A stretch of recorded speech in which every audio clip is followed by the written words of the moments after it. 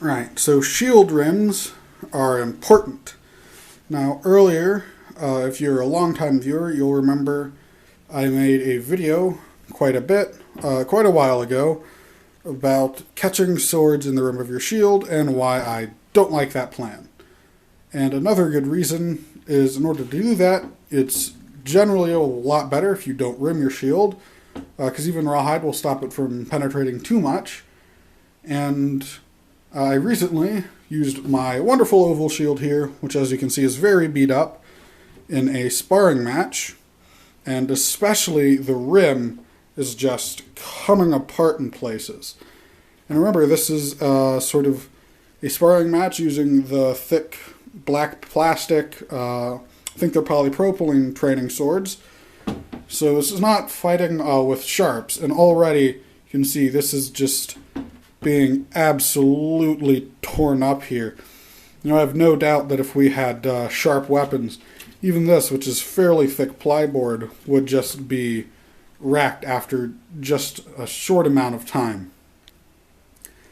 So yes, these shields definitely need some sort of rim if they want to last for sort of any length of time.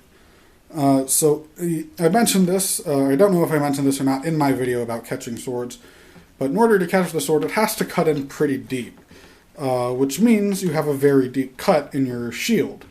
So if you do that more than once, just every time you do that, it gets a little bit more damaged. And remember, you're not always controlling when this happens. Any hit to the rim of the shield is going to cut in. So if you don't have that rim, if you're in any sort of protracted long battle, I imagine your shield is just going to get torn to shreds. I do remember in that video, however, in the comment section, a few people mentioned having multiple shields, which is possible, although I don't think you would have carried them ready.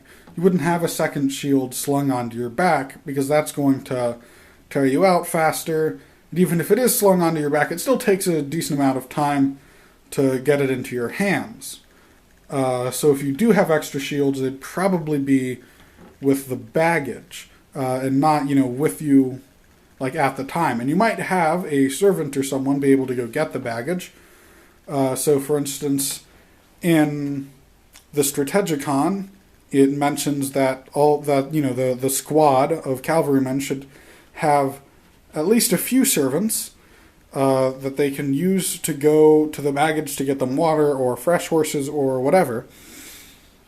But you're camped considerably far away from your baggage, because if if they break through your front line, you don't want your baggage train set on fire when the enemy, assuming it doesn't go well for you on the battlefield. So you can send your servant to go get you a shield, but if you're in the front line, it's going to take a while. So that's a while where you don't have your shield, and there's still a raging battle around, and you don't want to leave to go get your shield because it'll look like you're deserting, which could end very badly. And you really don't want to be caught without your shield for any sort of protracted time in a battle. So after seeing just the amount of destruction you can see on just the edge of my shield from a blunt weapon, I definitely wouldn't want to use a non-rimmed shield in any form of combat. It would just get absolutely destroyed. Thanks for watching.